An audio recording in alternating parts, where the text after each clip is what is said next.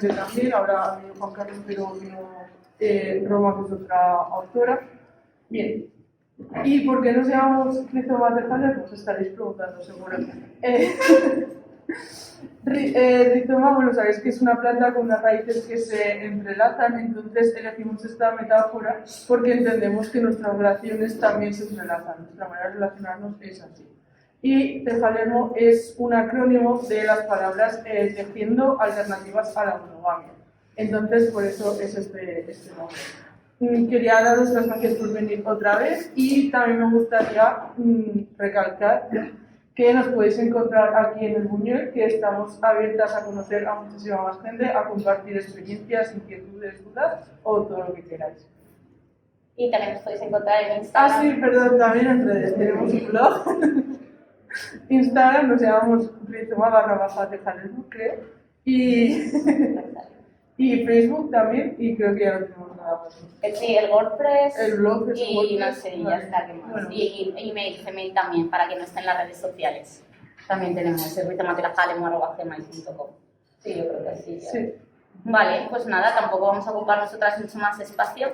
También eso, dar las gracias que, bueno, estamos nosotras dos, pero somos más gente que ha ido llegando, que aportan el vermú. Tenemos a las compañeras en la puerta para que podáis entrar. Gracias también que la mayoría de la gente habéis sido súper puntuales.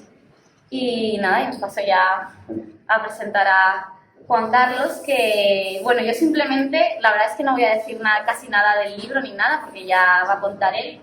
Pero me gustaría como contar una anécdota de por qué a veces tenemos muchos prejuicios sobre cómo quienes nos interesamos por vivir la vida de otra manera, ¿no? Y repensamos las relaciones, y muchas veces en estos círculos nos pasa que parece que todo el mundo nos estamos dedicando mucho al tema de lo social, que está muy bien y todo esto, pero pues hay muchos perfiles porque todas las personas podemos replantearnos esto. Entonces, yo con él comparto pues que somos del ámbito de nuestra formación de Ingeniería en Informática, y de hecho él es profesor y investigador en la Universidad de Valencia de Inteligencia Artificial, ¿no? Que suena así como muy... Pero ¿qué pasa, no? Que dices, oiga, pues parece que aquí una cosa no puede ser con la otra, y realmente esto va más allá, ¿no? Va de que todas las personas pues tenemos que plantearnos cómo nos estamos relacionando para que el mundo funcione de otra manera. Y bueno, a mí el libro me parece imprescindible porque recoge mucho barullo que teníamos mucha gente conforme a la anarquía relacional, las ideas de dónde era, le da una estructura, y sobre todo para mí lo que más me gusta es todo el tema de las referencias, porque en este libro sacas 10.000 cosas más para leer, 10.000 cosas más para aprender, y esto es como lo que para mí también pongo mucho en valor, lo tengo ahí marcadísimo para seguir investigando y aprendiendo un montón. Así que también las gracias por eso. Y nada, ya te doy a ti la palabra, que estoy muy nerviosa. Muchas gracias. Pues muchas gracias. La verdad es que encantadísimo. Joder, qué guay. Aquí tanta gente, y seguro que al final lo chulo que es que haya, no sé, haya interacción. Realmente el anarquismo como idea de construcción de la forma de organizar las sociedades, ¿no? Pues viene de siglos atrás, se empieza a llamar así de una forma, organismo social y tal, pues en el siglo XVIII, XIX, y en el XX pues tiene hay parte de eso, o sea, momentos históricos de mucha efervescencia.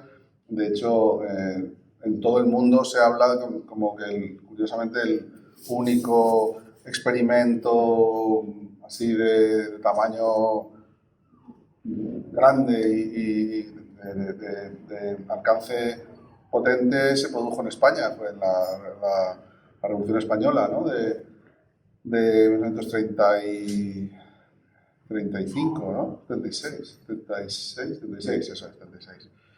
Lo que pasa es que duró tan poco que, bueno, pero en fin. Lo que quiero decir es que ha habido toda esa trayectoria, ¿no? Y ha habido como mucho pensamiento, mucha construcción pues eso, de teoría, de pensamiento, y también mucha carne, ¿no? Mucho cuerpo y mucho activismo, y, en fin, una historia que seguramente, pues aquí seguramente no suena, ¿no? En otros lugares igual hay que entrar más. Aquí yo creo que no suena un poco. Pero bueno, digamos que esos orígenes, aparte de que el pensamiento y todo esto va calando, y no nos damos cuenta, pero cuando te pones a mirar de dónde surgen muchísimos de los pensamientos que ahora consideramos, entre comillas, naturales o que consideramos dados por supuestos y tal, han tenido que construirse de esa manera, ¿no? Han tenido que construirse pues, escribiendo, viviendo y practicando y llegando a hacer hegemónicas ideas que, bueno, no tanto hegemónicas, pero sí conocidas ideas que tal. Entonces, con ese caldo de cultivo, que además yo también lo tiendo a pensar que tiene también otra influencia adicional, que es toda la teoría queer, toda la construcción de esa idea de que al final Judith Butler es la que un poco cristaliza, ¿no? en El género en disputa, que es el libro un poco que se considera el seminal, ¿no? en este ámbito. La idea esta de que el género no es una identidad, no es lo que eres, sino lo que haces, ¿no? Entonces, esto, es decir, que es el esencialismo, o sea, que critica un poco el esencialismo, que pone en duda, problematiza todo lo que tiene que ver con los esencialismos identitarios, ¿no? Entonces, cuando reúnes esas dos fuentes de sentido común no tan común, porque digamos, no es hegemónico, no es un sentido común hegemónico, sino un sentido común cultural, de colectivos muy concretos. A mí me da la impresión o me gusta pensar que era absolutamente, o sea, era necesario o eran unos ingredientes necesarios para que aparezca esto, ¿no? Y esto es una cosa que aparece en el año 2005 en Suecia. Y yo digo que era necesario porque me da la impresión, de que eran como unos ingredientes que llegan a una coctelera, que es, pues no sé, las sociedades, ¿no? Occidentales en este caso. Y tenía que dar, estos ingredientes tenían que juntarse, tenían que de alguna manera dar lugar a algo, porque investigando un poco aquellos ambientes, lo que se escribía en aquel momento, esta gente, estos colectivos y tal, pues se respira una cultura anarquista y se respira un pensamiento queer. De hecho, la persona que más influencia a la que se sitúa como origen, que se llama Andy Norgren, se autocalificaba como una hacker de las relaciones, una hacker queer de las relaciones, ¿no? Una buena mezcla de conceptos. Entonces, en fin, viendo un poco o leyendo lo que ha quedado de aquel momento, me da esa impresión, que hay como esa unión de ingredientes que de repente surge una idea como que no es una idea feliz de una persona. De hecho, cuando a mí me proponen escribir el libro, una editorial, porque bueno, yo había escrito la entrada de la Wikipedia, había hecho cosas, había hecho... Realmente la que más cosas había hecho era Roma, que vino aquí, había hecho mucho más trabajo, pero bueno, yo también había hecho alguna otra cosa y la editorial habló conmigo y a mí, pues yo lo que se me ocurrió fue precisamente asegurarme de que esto no era una idea feliz de alguien, ¿no? Sino que tenía todo esto que estoy contando ahora detrás. Entonces me tiré como medio año ahí buscando, nada. Y cuando dije que sí, ya me había hecho toda la parte esta de arqueología, ¿no? Entonces, bueno, pues al final pues salió lo que ha salido, pues porque me apetecía, me interesaba y no sé qué, y pues al final te pones, ¿no? Pero lo que quiero decir es que esa cuestión de que hay una base detrás me parece súper importante, básica. Es decir, me cuesta creer que de repente inventemos cosas de un día para otro, personas individuales. De hecho, no ocurre en ningún ámbito de la ciencia, ni de la técnica, ni de ninguna... O sea, lo que construimos lo vamos construyendo de una forma como muy incremental y sobre todo muy colectiva, ¿no?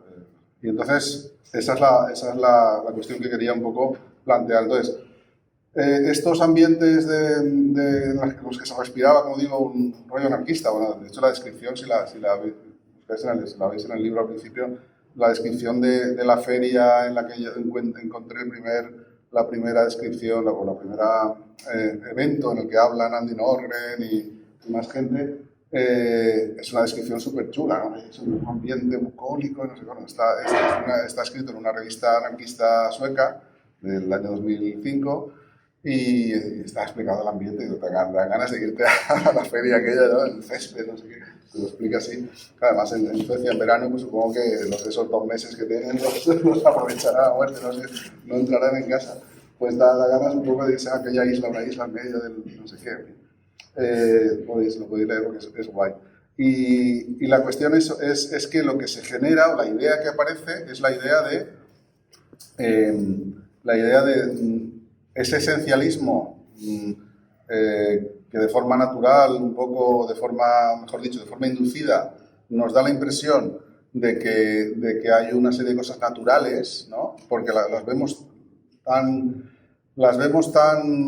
O sea, no hemos visto otra cosa, entonces nos da la impresión de que esto es lo natural, ¿no? En el caso de las relaciones, digamos, ponerlo en duda, ¿no? Problematizar la idea de que lo normal es que las relaciones llamadas románticas o de pareja, o en cada época se llaman de una manera, ¿no? Pero, hoy en día pues la gente ya no lo llama matrimonio porque ya queda tal, pero sí que pareja, o sí que estamos juntos, o sí compañeros, pues digamos, quitarle ese elemento esencialista y plantear que todas las relaciones, digamos, tienen un ámbito de autoridad, y esto es importante, estamos hablando solo de autoridad, no un ámbito igualitario en otras cosas, o sea, un ámbito igualitario en cuanto a autoridad, es decir, que no, porque en la vida corriente, ¿no? De alguna forma, y de una forma totalmente automatizada, naturalizada, si nos fijamos y analizamos, estamos dando muchísima autoridad a ciertas personas, típicamente a las que llamamos pareja romántica, o a las que llamamos, o simplemente cuando hurgas mucho, cuando llegas ya, esto lo podemos luego comentar así en plan más práctico, pero cuando llegas hasta el fondo y tal, al final estamos haciendo ese gradiente de autoridad en función de si follamos o no follamos con alguien. Es decir, cuando hurgas del todo y dices, pero realmente, ¿cuál es la razón por la que hay esta diferencia? Y al final están las relaciones sexoafectivas, pero sobre todo la parte más física, ¿no? Pues eso porque lo tenemos muy interiorizado, tenemos muy automatizado. Pues eso es lo que se pone un poco en duda, que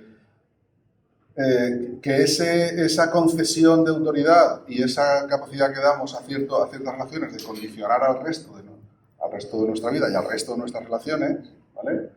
Que además no solo es autoridad, sino que es un rango jerárquico. O sea, de hecho, anarquía se opone a jerarquía, ¿vale? Y autoridad, o sea, el anarquismo clásico, pues, digamos, se enfrenta o pone la crítica en la autoridad, digamos, del Estado, la autoridad en términos ya de coerción violenta del Estado, la autoridad moral y de coerción moral de la Iglesia, la autoridad evidentemente material de las élites económicas.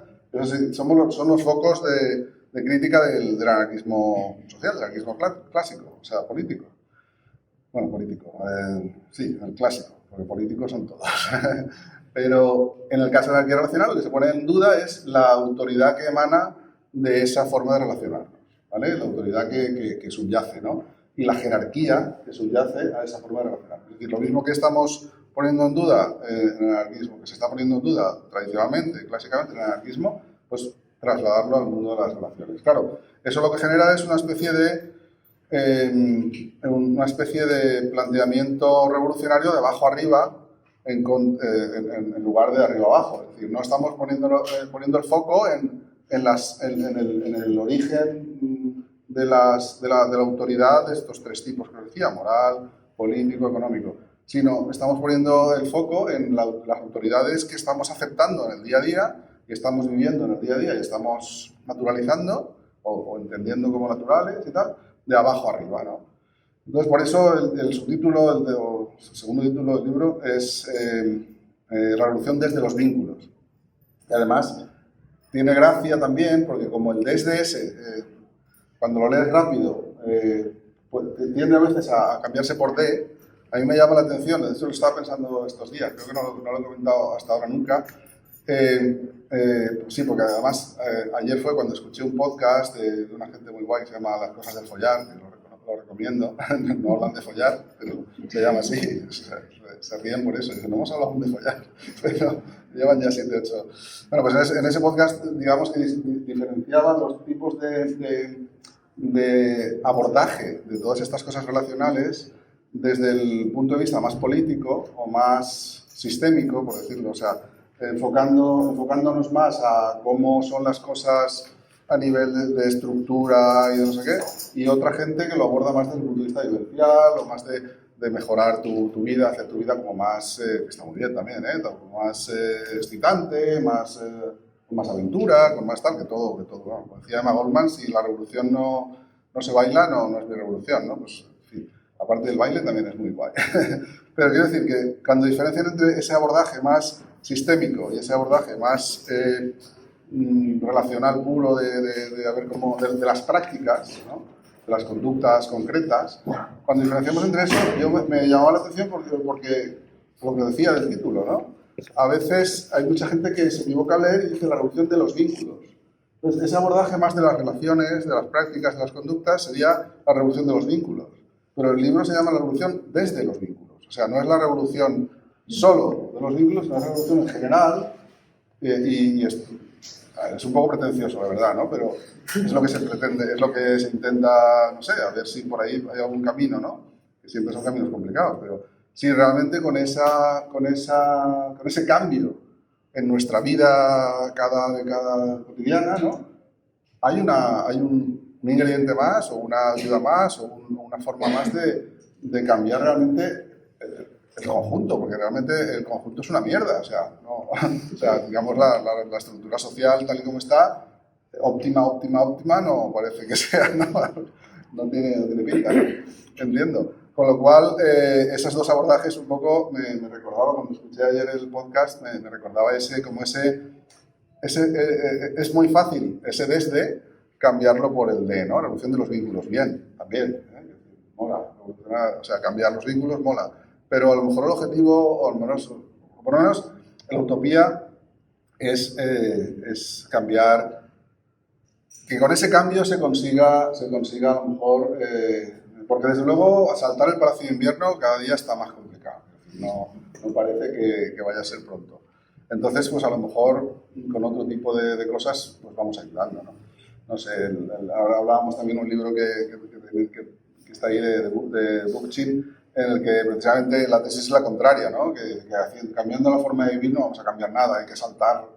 Pues bueno, las dos, es decir, no se trata de invalidar ninguna opción, sino simplemente de explorarlas todas, o de explorarlas las que nos... Y luego, en ese sentido, en las propuestas, lo que también hay, y lo que se lee de las propuestas originales y lo que hemos ido un poco viviendo durante muchos años, pero algo también pues, llevas más años aquí que en los eventos, ¿no? de pensar las relaciones. Hace 7 o 8 años que nos vimos la primera vez en alguno de estos eventos, ¿no? Pues lo que se ha ido respirando, lo que se ha ido aquilatando de toda esa trayectoria es también un aspecto que yo creo que es fundamental, que es que son batallas, como decía antes de Emma Goldman, ¿no? Son batallas que hay que librarlas también teniendo en cuenta que no se trata de castigarnos, ¿no? Es decir, porque aparte es que no es útil, es decir, no, o sea, si acabas quemado, quemada, no es eso, se trata de buscar la forma de ir cambiando las cosas, pero desde una perspectiva también de disfrutarlas a la vez, ¿no? O sea, que al final es un poco la mezcla de lo que decía antes, ¿no? Sí, el objetivo, la utopía está muy bien, pero no voy a machacarme, no voy a castigarme y sobre todo, además, según el nivel, según dónde estés en los ejes de privilegio. Es decir, yo soy un hombre blanco, cis, no sé qué, tal, funcionario, o sea, que eso ya es un nivel de privilegio número 1. Quiero decir, yo no se puede pedir más. Me dan hasta préstamos los bancos. Con eso que os diga, Pues lo que quiero decir es que yo puedo salir del armario, yo puedo decírselo a mi madre, yo puedo decírselo a quien sea, me da igual, todo va bien. Luego en las prácticas tampoco estoy rompiendo mucho, porque estoy haciendo lo mismo que nuestros abuelos, que tenían un piso en la Gran Vía para su querida, pues al final yo no estoy rompiendo. O sea, lo que quiero decir es que yo a lo mejor sí que puedo hacer cosas que otras personas, pues imaginaos, no sé, una persona pues que es mujer, migrante, sin medios, tal, o sea, ¿cuánta carne puede poner en esto? Pues puede poner mucha menos, ¿no? Y sobre todo tiene que cuidarse, es decir, la precariedad no la va a poner en peligro, ¿no? O sea, al revés, no se va a poner en términos de vulnerabilidad por una lucha, en fin, que yo creo que me entendéis, ¿no? Que se trata también de conjugar esa utopía también con unas prácticas vivibles, ¿no? Y acordes a los privilegios, ¿no? que cada persona tiene, ¿no? Y luego cosas así que me parece interesante remarcar, porque creo que se entiende mejor todo si se plantea desde la idea de que gran parte de lo que estamos pensando o de lo que se plantea ahí, o sea, quitarle el punto, digamos, el punto que es muy, muy peligroso que siga ahí de excepcionalidad, ¿eh? Es decir, de gueto o de secta sería un poco exagerado, ¿no? Pero ¿no? ese punto sectario, ese punto... es decir, yo creo que es fundamental tener en cuenta que lo que se plantea en estas propuestas, el 90% de lo que se plantea ya lo tenemos. O sea, ya tenemos una red de afectos. O sea, ya tenemos una red de gente que nos cuida, a la que cuidamos. Ya tenemos esa realidad. Bueno, habrá quien no la tenga, pero en general, es decir, que todo hay. Pues es lo que decíamos antes, la persona migrante que llega aquí sola, no sé, se lo tendrá que montar, tendrá que formar esa red, pero en general ya lo tenemos. Es decir, solo, y además esto me parece muy importante porque, de hecho, no lo pienso yo, o sea, no llego a pensarlo yo, sino que me llega después, ¿no? La idea de que basta con, o sea, gente que me ha dicho, no, pero es que yo ya lo tenía todo así, pero no tenía nombre, no tenía tal. Es decir, yo en el momento en el que yo leo y tal, y me llega y me hace como una explosión en la cabeza y tal, digo, es que ya tengo esa red, ya tengo esa gente a la que cuido y que me cuida, y lo único que tenía que tener era conciencia de que eso era una cosa valiosísima y que no estaba supeditada a otra cosa que me han dicho que es la que toca en el pedestal, y la que toca arriba del todo, y la que manda y la que define, ¿no? Que es la pareja o la tal. Es decir, y el ejemplo que me han puesto alguna vez es, yo tengo una amiga, unos amigos, que nos estamos cuidando, durante 10 años, por decir algo, 20 años, lo que sea.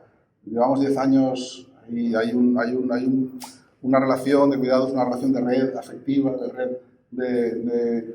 de apoyo, de tal, y de repente, en mi caso, el caso de tal, de quien sea, me da igual, llega un señor, un maromo, tal, o una señorita, una señora, lo que sea, o una persona, ¿vale? Porque hay casos concretos, por eso lo digo diversas opciones, porque es que se dan. Llega una persona y en un mes, bueno, da igual, el tiempo es lo de menos. En un momento dado, esa persona condiciona esta relación de cuidados. Es una persona que a lo mejor al cabo de 3 o 4 meses se va a ir a la porra, o no va a responder a las expectativas, o va a ser una idealización, pero incluso saltándose eso, me da igual, aunque a lo mejor sea una persona maravillosa, que todo vaya bien y que todo tal, ¿no?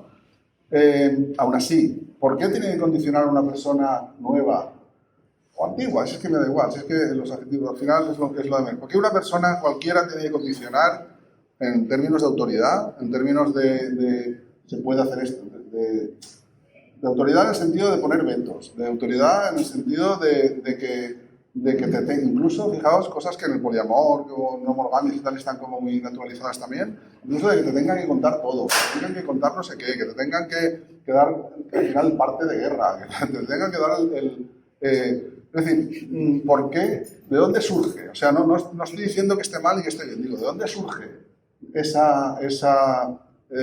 preguntarnos, ¿no? ¿De dónde surge esa autoridad emergente, que emerge como si fuera, ¿no? Como si cayera del cielo, ¿no? Que a lo mejor, joder, yo estoy construido culturalmente de una manera, a lo mejor yo necesito eso, oye, pues bien, pero pensemos de dónde viene, ¿eh? Que a lo mejor para estar medio tranquilo, tranquila, pues necesito ese nivel no sé, de estar ahí como muy en el centro. Oye, pues, en fin, poco a poco a lo mejor te lo vas desmontando, lo vas reconstruyendo, pero insisto en que no se trata de hecho, si la Guerra Nacional propusiera unas normas nuevas, sería una mierda como todo lo demás. Es decir, sería pasar de unas normas a otras. O sea, de una normatividad a una normatividad B. Es decir, no se trata de eso. Se trata de poner en duda y de analizar y de ver de dónde surgen las cosas, ¿no? Entonces, por eso te digo que de repente aparece un condicionamiento y hay que saber, es guay intentar reconstruir eso y pensar de dónde procede toda esa. Y al final, ¿qué es lo que ocurre? Pues que se dan esas dinámicas, ¿no? De que se construye un pedestal para una persona, porque eso es lo que nos han enseñado que tenemos que hacer, y esa persona está en ese pedestal. Primero es complicado subir, porque tiene que darse las circunstancias. Y normalmente te tienen que ayudar a subir idealizándote, porque si no, no vas a subir, porque tú estás como torre. O sea, que al final somos personas y no hay ninguno que sea 1000 veces más, ¿no? Tenga más mérito para subir un pedestal que otros, más o menos.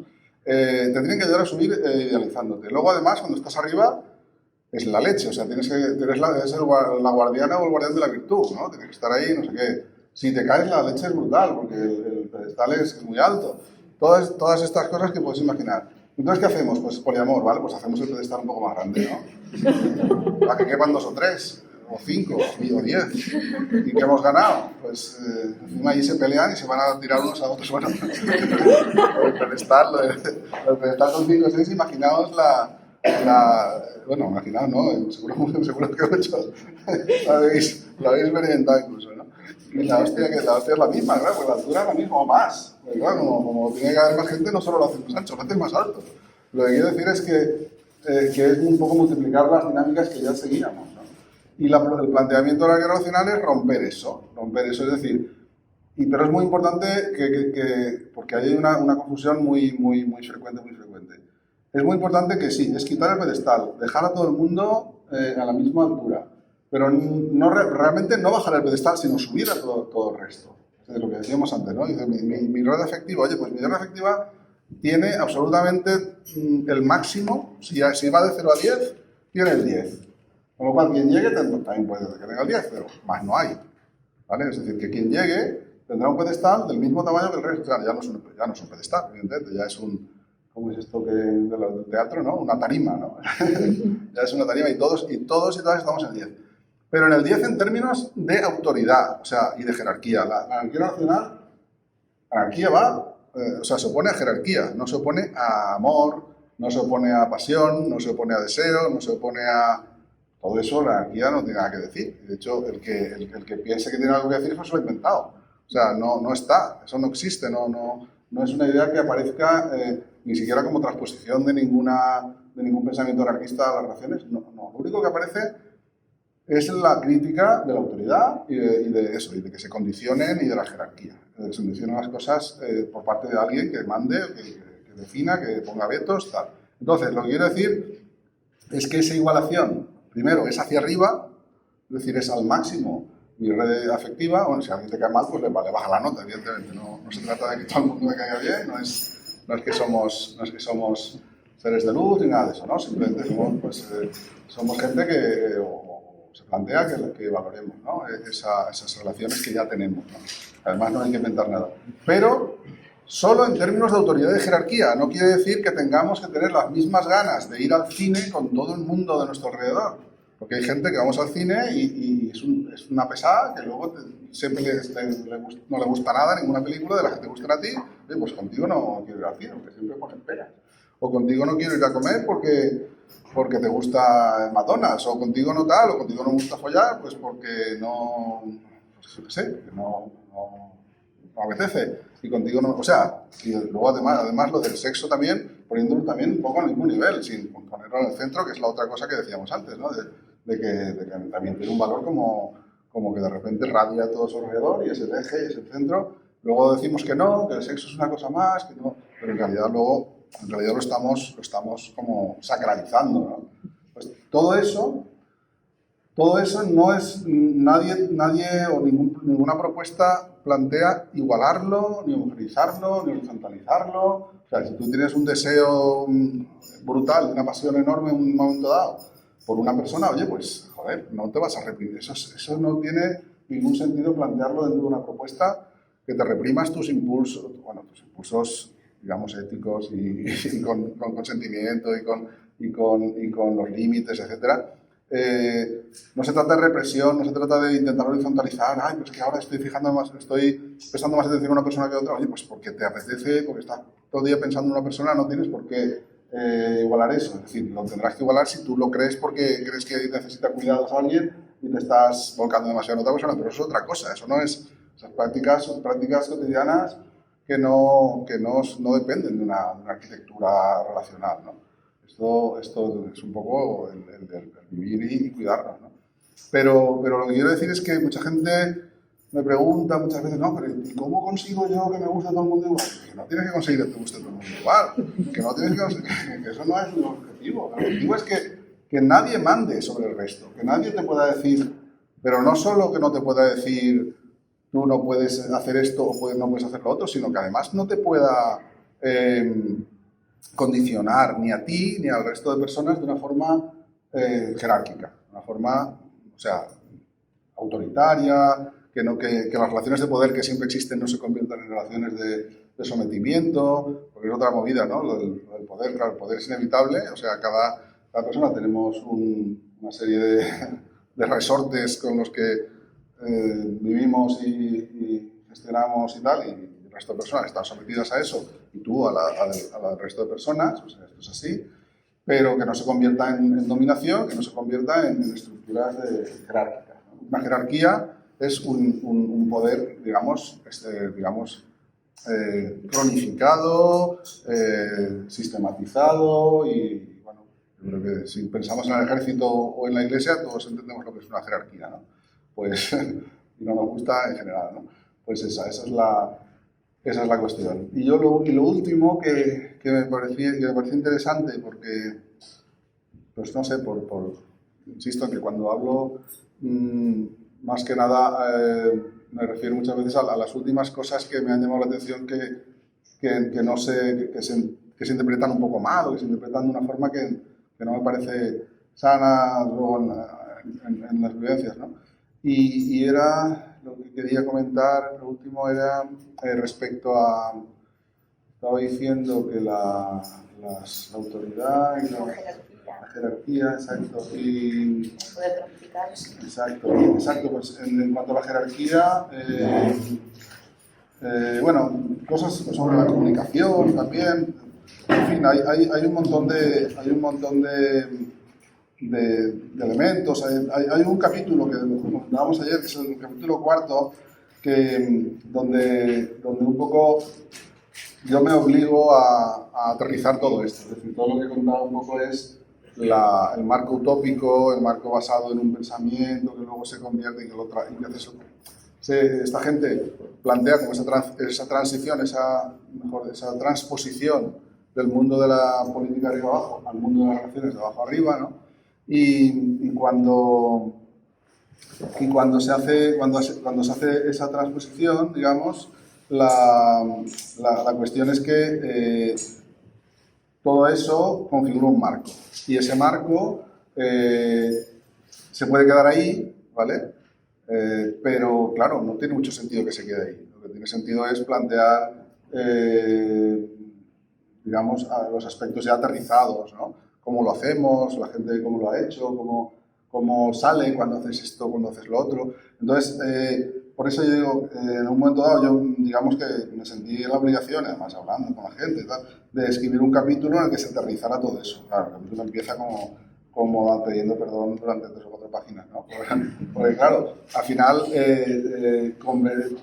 no traspasar la frontera de libro de recomendaciones o de libro, no, de autoayuda ya eso para mí sería como un harakiri, ¿no? Tanto como autoayuda no. Pero no entrar en el rollo del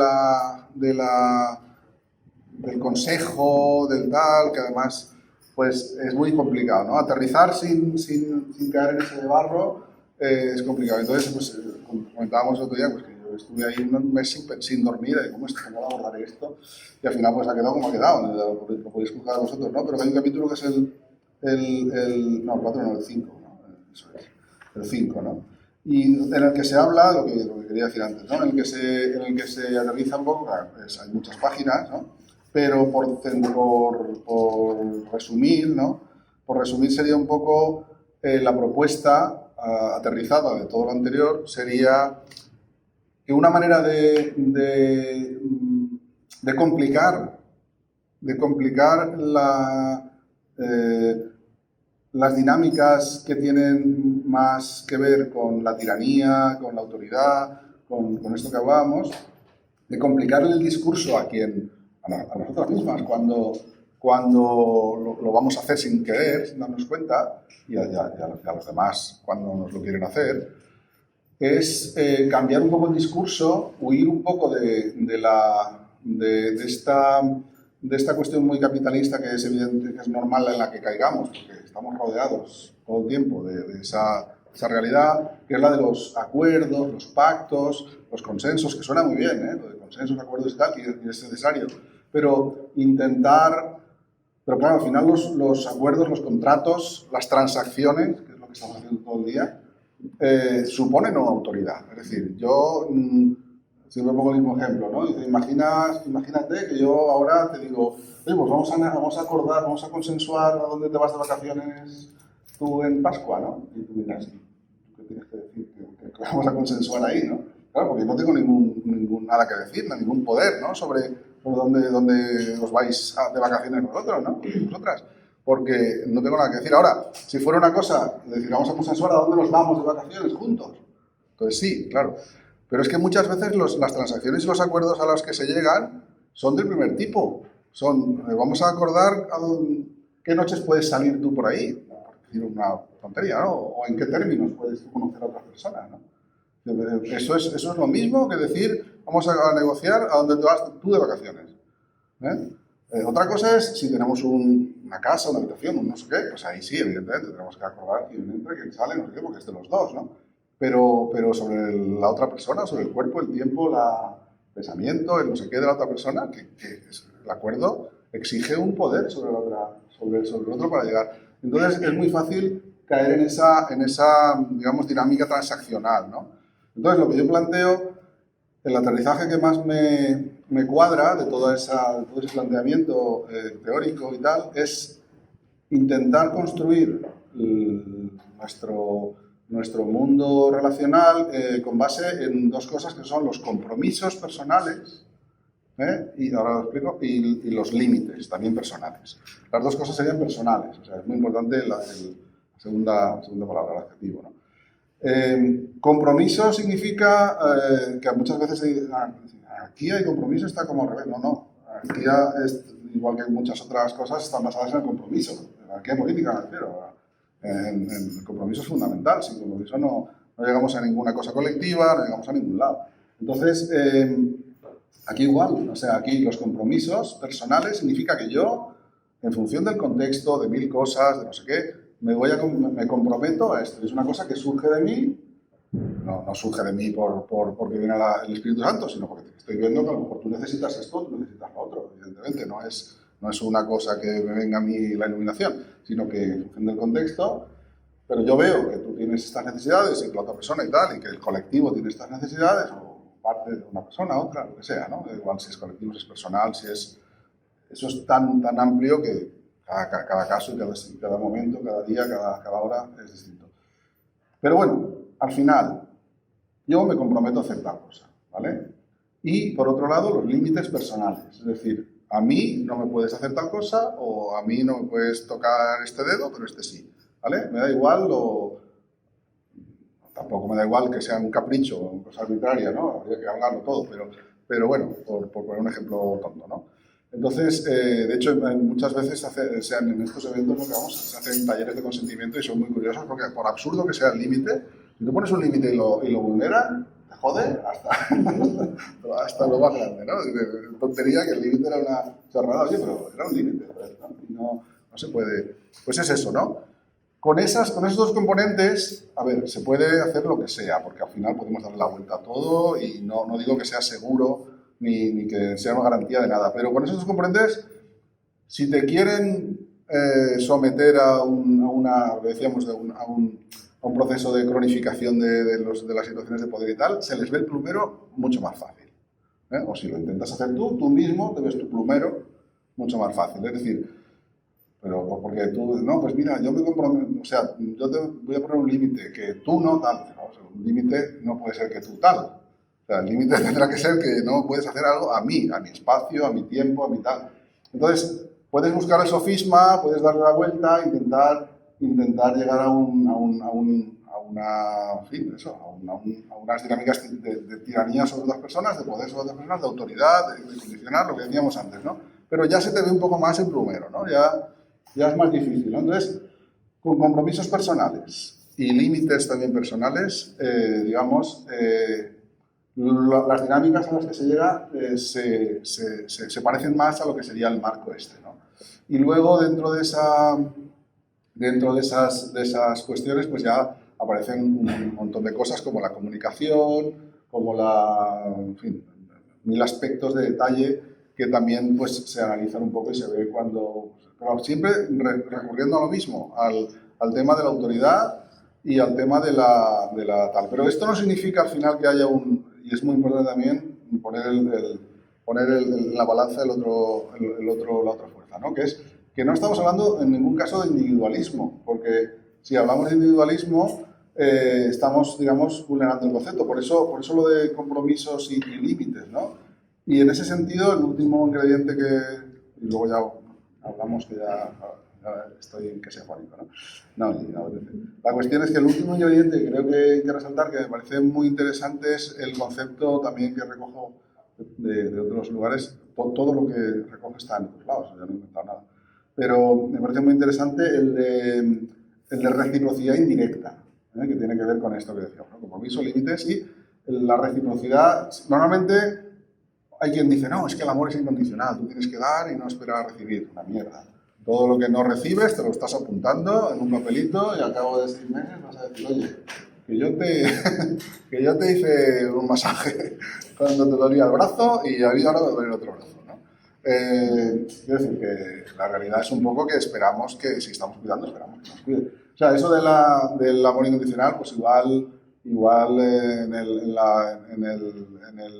escenario romántico del amor de madre. Es una estafa para las mujeres. Exacto. Totalmente. Es una estafa para quien está programado para cuidar.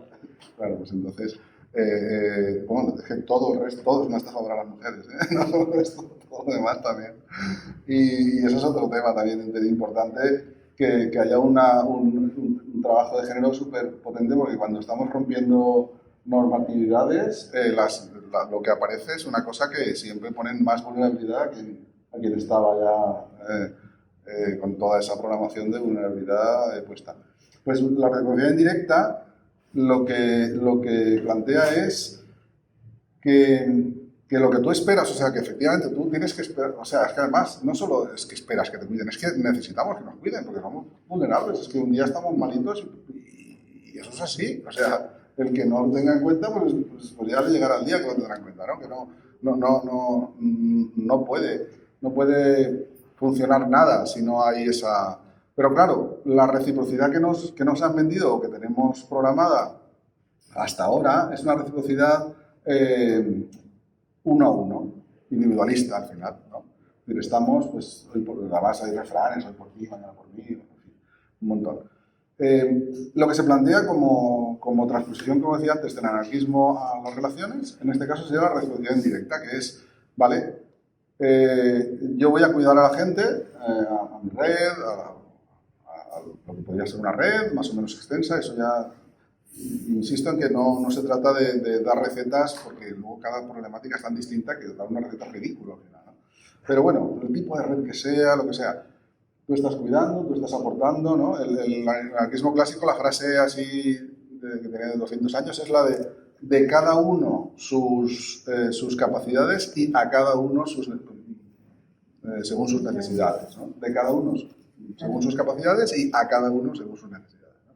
Pues un poco la cuestión es eso, que tú estás aportando a tu red afectiva pues todo lo que humanamente, vivencialmente puede ir gestionándose, que luego hay gente más egoísta y menos egoísta, como es lógico, y bueno, cada persona, insisto en que el detalle particular y tal, es absurdo meterse ahí, ¿no? Pero bueno, y esperas que tus necesidades también, de cuidado, de cariño, de atención, de darte valor, de tus necesidades, que son muchas, y muchas de ellas están construidas desde lo peor. Pero bueno, están ahí, o sea, lo que decía antes, no vamos a de repente decir, no, es que yo tengo una construcción, no, la construcción que te han programado que es fatal, ¿no? Pues todas esas necesidades, que pueden que algunas no nos gusten tenerlas o tal, pues nos las tenemos que conseguir. Pero bueno, que no sea la persona por la que yo hago esto la que tenga que hacer lo mismo, sino que sea un poco esa reciprocidad que sea indirecta. Que cada persona reciba al máximo posible, al máximo de lo que sus necesidades de todo tipo, emocionales, y físicas, y materiales, y tú también ofrecer todo tu cuidado, tus cuidados emocionales, materiales, etcétera, al resto. De esa manera, no os imagináis, cuando te pones a enumerar un poco, a analizar y tal, la cantidad de cosas, la cantidad de mierdas que se evaporan. O sea, una burrada. O sea, cuando estas cositas que parecen tan esquemáticas, cuando las aplicas al día a día, lo que pasa es que luego no las puedes aplicar, porque tampoco te sale. Pero bueno, si pudiéramos aplicarlas, claro, te sale del culo, te sale todo al revés. Pero si pudiéramos aplicarlas y utópicamente, claro, estamos hablando de un horizonte nada más, O sea, yo miro el horizonte y ya sé que no voy a llegar, pero bueno, por lo menos no voy para el otro lado, ¿no? La cuestión es que con ese tipo de cositas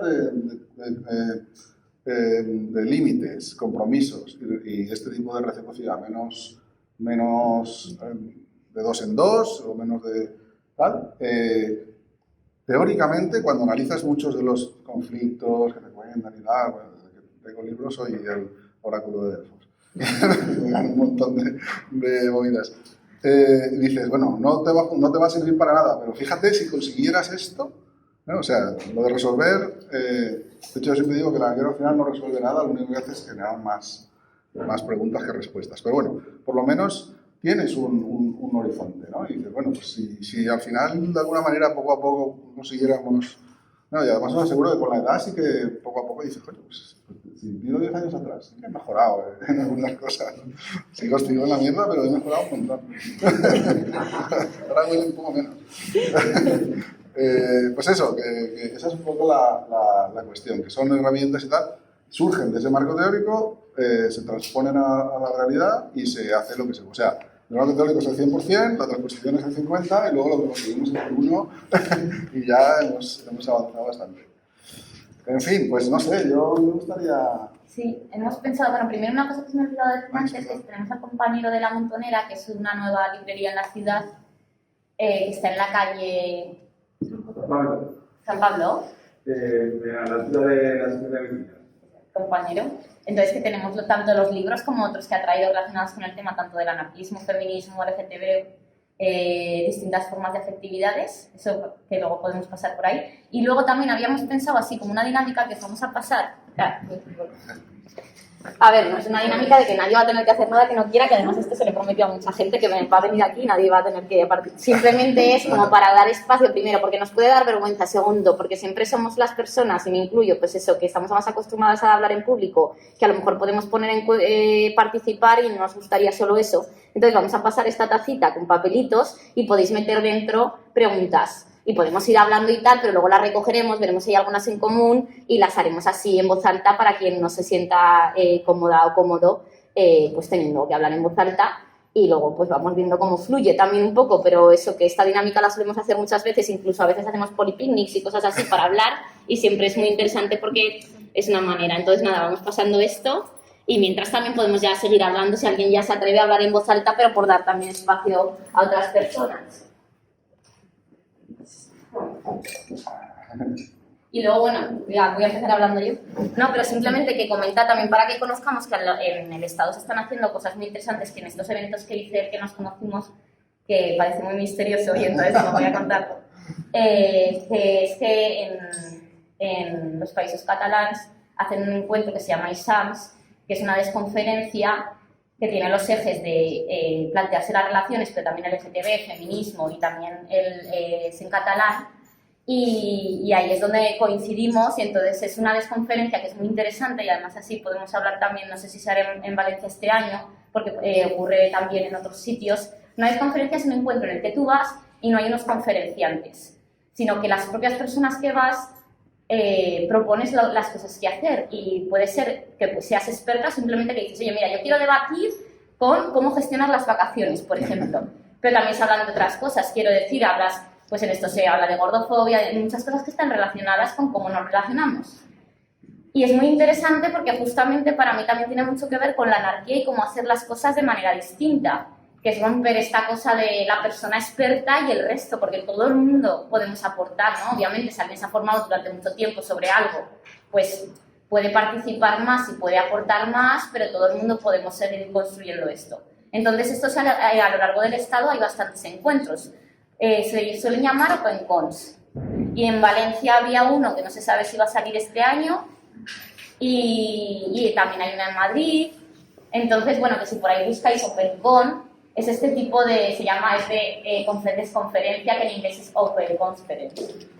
Y son muy interesantes. Y conoces gente pues muy guay. Y gracias a eso tenemos esto. La verdad es que eso. Entonces, que si os interesa el tema y eso, son sitios donde se aprende un montón y hay cosas súper interesantes pues que se salen también de la norma a la hora de cómo se organiza. Y a ver, ¿cuándo hay una en Aragón? Bueno, una cosa detrás de otra. Pero bueno, que eso también, desde Matejalemo estamos abiertos a nuevas personas activistas que quieran unirse al colectivo y les apetezca organizar cosas como estas. Ponerse en contacto para más información. Es un faenón, es mucho trabajo, pero mola un montón. Entonces, yo os animo desde Exulandia, allí no lo haremos. No, sí, esperemos que sí, porque una vez montado, la verdad es que es una pena dejar...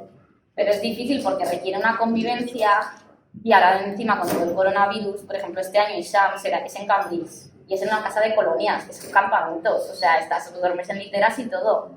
Pero claro, este año llegamos pues con todos los test de antígenos, uso de las mascarillas, o sea, tuvimos mucho cuidado que no hubo ningún contagio dentro, o sea, que es que éramos 70 personas y esto fue en el puente de diciembre, justo antes de estallar todo, o sea, que fue una pasada, la verdad. Pero eso que ahora mismo que es muy difícil, pero bueno, que son cosas que luego, claro, ahí te nutres un montón y sales con fuerza a decir, venga, va, que sí, que esto bien. No, las primeras veces es brutal. O sea, las primeras veces sales con resaca, pero vamos, como si hubieras estado, yo qué sé, no sé, en Vietnam, una cosa muy bestia, sí, muy chulo. Luego ya con el tiempo se te... Luego es que llegas y es familia un poco, ya, es zona de confort. Exacto. ¿Cómo se llamaba Open? O sea, que es en Cataluña, que es en catalán, es Eixams, que significa enjambre en catalán, ¿no? Enjambres. Sí. Enjambres. Pero en general, en otros sitios que hay, se llama OpenCon, sí. El primero en España fue OpenCon Catalonia, que era en inglés. Ese también estuve yo, Sí, una vez. hace muchos años. Yo estuve en todos, creo. O sea, igual nos conocemos allí, no me acordaba. La cuestión es que luego se empezaron a hacer en castellano, en Madrid, en Valencia y en Cataluña se hace el Exams. Que que es al sur de Cataluña, porque intenta también articular, ¿no? Gente de Baleares, de Valencia, de hecho de Valencia subimos mucha gente. Sí. Y de Lleida se hizo también el foro de poliamor. Sí, en Pirineos, ¿no? Sí. Sí, eso se hizo solo una vez al final. Estuvo muy bien. Bueno, pienso que hay muchas cosillas y desde Rizoma también intentaremos ir. Ahora no estaban preparando uno solo de, pero no sé si estarán las inscripciones abiertas, estaban preparando uno solo de mujeres. Se hizo el año pasado en Valencia. Pero este año estaban preparando Sí, otro, no sé. pero no me acuerdo cómo se llamaba. El año pasado era Womanche. Bueno, el año pasado no. Sí, antes del COVID. Además fue en febrero. El COVID vino en marzo. Al límite. Sí, muy bien, sí. Sí. Había... Bueno, Marina, en realidad. Bueno, nada, soy Marina y también soy parte de Rizoma Tejalemo, entonces como que me apetecía decir que estoy tremendamente emocionada, ¿no? de esta vuelta al activismo, esta vuelta a montar, a construir espacios de encuentro, ¿no? Que es un poco el objetivo del colectivo. Y por mencionar que normalmente lo que hacemos también es al final de las charlas y tal, como poner una hoja por si queréis estar al tanto de todas las actividades, porque la lista de correo funciona muy bien, muy bien. Porque así como que no tenéis que estar atentas a redes y estás muy desconectada, como yo, que no tengo Instagram ni Facebook, entonces va muy guay. Entonces si luego queréis apuntar, os dejamos un papelito y nada, por participar un poco en la conversación, yo quería traer un tema que ya lo has hablado un poco, ¿no? Pero que también es algo que hemos debatido bastante, que es la diferencia entre priorización y jerarquía, ¿no? Que muchas veces cuando hablas con gente de tu red, de tus círculos o alguien con quien estás empezando a establecer algo, le dices, no, es que yo desjerarquizo las relaciones. ¿Y eso qué es? que solo voy a poder estar una hora contigo en un café, o sea, como muy, ¿no? Y dices, no, o sea, yo tengo derecho a priorizar según las necesidades, según mis necesidades, según mis momentos. Pero priorizar no significa jerarquizar, ¿no? Es muy diferente. Sí, es que es súper importante porque genera como un choque, ¿no? Decir, hostia, pues esto va a ser muy complicado, no voy a conseguir querer a todo el mundo igual, desear a todo el mundo igual. Es que no se trata de eso, ¿no? Priorizar, no sé, y otros muchos verbos no son jerarquizar. Es decir, jerarquizar es construir una jerarquía. Una jerarquía es una situación en la que hay personas que mandan sobre otras. Y esa es mandar no solo directa, sino también indirectamente. O sea, que condicionan, pues no sé, a lo mejor lo ideal es poner ejemplos, ¿no? Pues es lo típico, ¿no? Hay una cosa que está ahora muy bajo la crítica, ¿no? Es las parejas que buscan unicornios, ¿no? Una tercera persona, que no sé qué, normalmente una mujer, porque ella es bisexual y él no, en fin, es el estereotipo de la troza de caspa así cayendo. ¿Y qué pasará luego cuando esa pareja tenga un conflicto, ¿no? O sea, habrá una jerarquía ahí, vamos, te digo yo que sí, ¿no? Y si no la hay, pues ideal, pero no es, la expectativa no es, en fin, ¿me entendéis? ¿No? Hay muchos ejemplos más, pero es que este es tan evidente, es decir, no hay... pero bueno, el ejemplo más claro es lo que os comentaba antes, ¿no? Que tú estás cuidando una gente tal que quieras, a la que quieres, y es que pasa, lo habréis visto en vuestro entorno 1000 veces. Llega una persona con la etiqueta novio o novia, y de repente esa persona ya no tiene... pues voy a ver si... O sea, que quedamos tal día, voy a ver si este o esta... vamos a ver, quedamos al día, ¿puedes o no puedes? No, o sea, de repente tienes que preguntarle a alguien, de repente hay alguien que... Eso es jerarquía, eso es...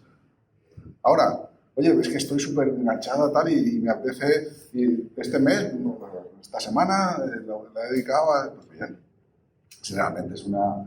Oye, joder, pues lánzate al desenfreno y no sé qué, pues, puta madre, ¿no? Pero no me digas que tienes que preguntarle tal, o sea, es porque a ti te apetece, no sé qué. En fin, la cuestión está en la autoridad. Lo que no encaja en el marco anarquista, y anarquía relacional en este caso, es que de repente alguien aparezca y por la etiqueta, por no sé qué, o como decíamos antes de lo del sexo, ¿no? Porque al final cuando hurgas, entonces, pero esta persona porque es diferente, ¿no? Porque, o sea, no, yo es igual todo el mundo. amistades, pareja, yo no diferencio, ¿no? Y dice, bueno, pero sí, porque cuando, claro, si este no puede, pues yo no voy a poder, en fin, este tipo de tal, y luego preguntas, ¿pero por qué?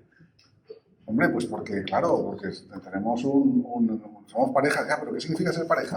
Bueno, porque tenemos un proyecto, ay, pero este otro también tenías un proyecto, ¿no? De no sé qué. Ya, pero no es el mismo proyecto. ¿Por qué no es el mismo proyecto? O sea, tú te pones ahí a insistir, pesado, y al final la conclusión es porque folláis.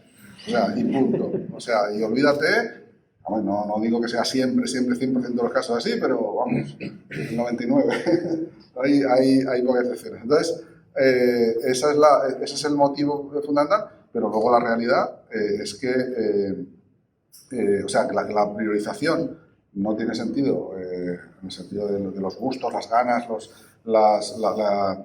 las pasiones, ¿no? Todo eso está bien de construirlo. Yo no digo que está bien porque también sabemos que está construido patriarcal, de una manera patriarcal, heterosexual, no sé qué. Y también está de construirlo, pero eso es otra pelea. Es decir, es una pelea súper importante, igual que el feminismo. A veces me preguntan, oye, ¿y esto puede llevar al feminismo? Y digo, no, ayudarme. O sea, el feminismo está primero. O sea, esto, ese tipo de... la lucha contra el patriarcado no es una cosa. O sea, lo que pasa es que si no hay una perspectiva de género potente, pues esto lo que va a hacer va a ser fastidiar más a quien ya estaba.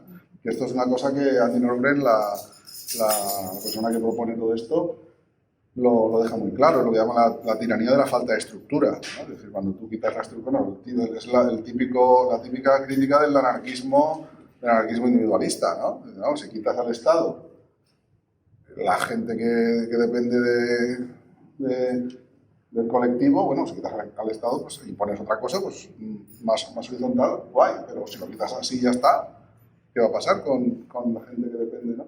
Pues es un poco lo mismo, si quitas la normatividad y no la sustituyes por esto, pues una cosa más colectiva, pero diferente y sobre todo con perspectiva de género, con perspectiva de colonial, con perspectiva de racialización, o sea, con todos los ejes de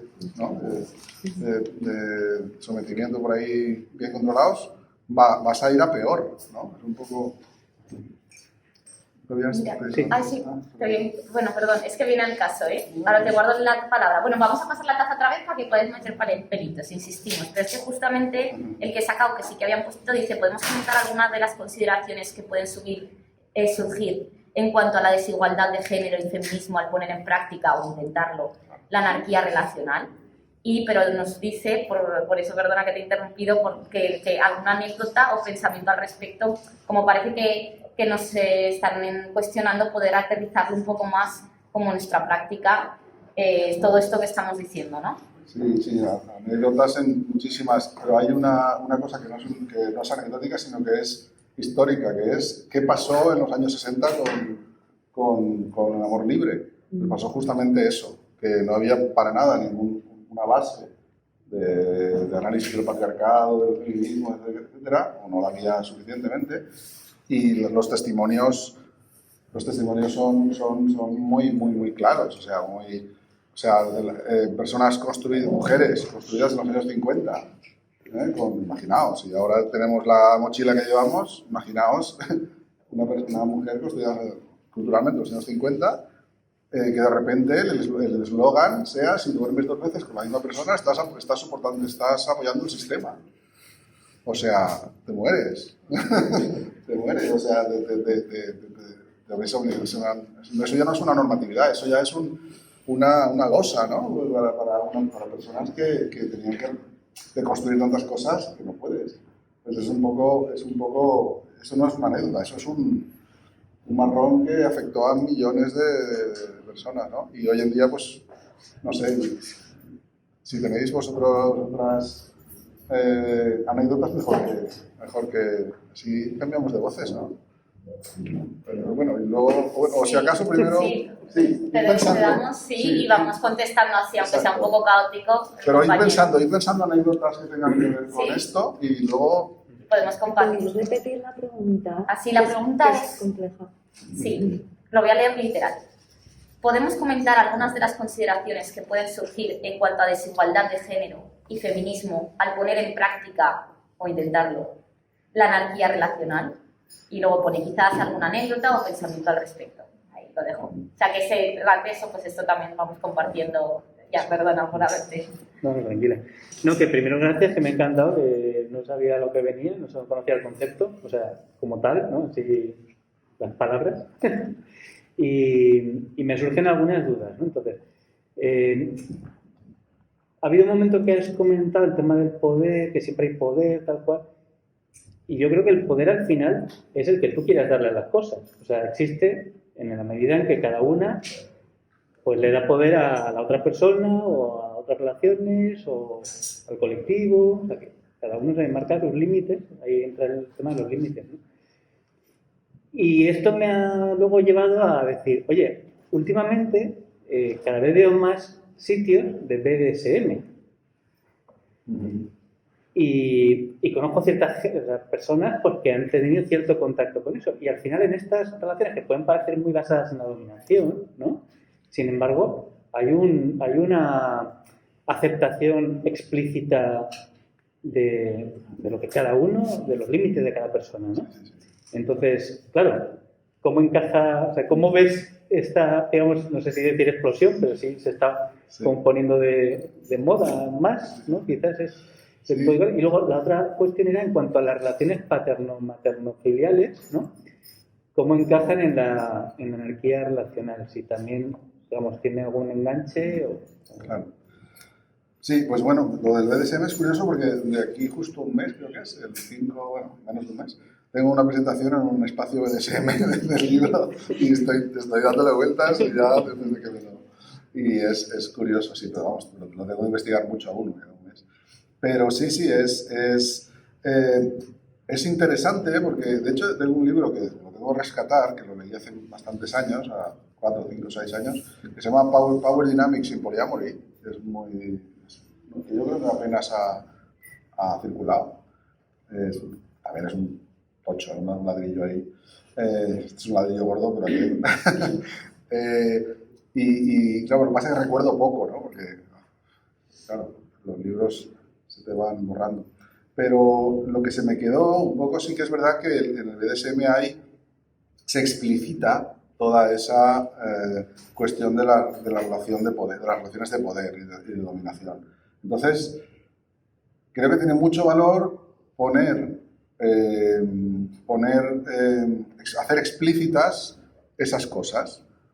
Además, si lo reúnes con la necesidad absolutamente imperiosa de establecer límites muy claros, palabras de seguridad, mecanismos de seguridad, tal, no sé qué, que no es que siempre funcionen, que también tendrán sus marrones, ¿no? Pero bueno, suponiendo que se hace bien y todo, creo que tiene mucho valor porque desmonta lo que decíamos antes, que es la naturalización que tenemos porque ahí, en lo que has dicho antes, sí que no estoy de acuerdo para nada, en el que el poder... o sea, tenemos la ilusión de que podemos controlar el poder, pero el poder de verdad, el que nos está ahí excavando por debajo, que nos caemos por eso, es un poder invisible, ¿no? Es lo que decían estos peces, ¿no? Que van y tal y se encuentran con otro pez más viejo que les dice, qué buena está el agua, ¿no? Y ellos dicen, ¿el agua? ¿Qué es el agua? ¿No? Es decir, el problema es que las cosas que no vemos también muchas veces tienen un sustrato de dinámicas de poder y tal. Entonces, precisamente, el BDSM lo que hace es aflorar muchas de esas cosas, ¿no? Hay una frase que es muy chula, que no sé si la recordaré bien, pero dice, consideramos natural todo aquello que se ha perdido la memoria de cuándo fue impuesto, ¿no? Entonces, claro, ese poder invisible es el que más nos está afectando. Y en el BDSM, al aflorar, pues digamos que de alguna manera yo lo veo, insisto que no lo he estudiado muy bien, pero lo tengo pendiente. Pero creo que ese mecanismo de aflorar cosas nos entrena, entre comillas, un poquito para gestionar mejor esas dinámicas de poder, porque al final hablamos de poder, de unas dinámicas de poder que a veces son muy sutiles, ¿eh? Simplemente el que una persona tenga más capital erótico, más capital, o sea, una belleza más normativa, eso eso, el poder que le da, sobre todo si ya tienen otros ejes de poder, el privilegio.